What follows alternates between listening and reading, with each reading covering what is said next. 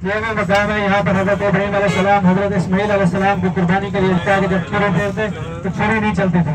फिर अल्लाह ताला ने दुम्बा भेजा ऊपर पहाड़ के बड़ी इधर दिखे तो बिल्कुल कोने में सामने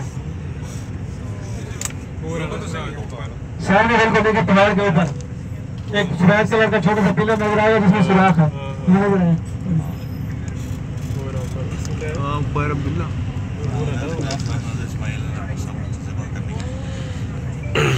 यहाँ हज़रत इस्माईल अलैहिस्सलाम को हज़रत इब्राहीम अलैहिस्सलाम ज़िबा करने के लिए ले आए थे। हज़रत इस्माईल अलैहिस्सलाम को हज़रत इब्राहीम अलैहिस्सलाम ज़िबा करने के लिए ले आए थे, जहाँ दुम्बा अल्लाह तबारक व तआला ने भेजा था और दुम्बे को हज़रत इब्राहीम अलैहिस्सलाम ने ज़िबा किया था। ये सामने पिलर नज़र आ रहा है।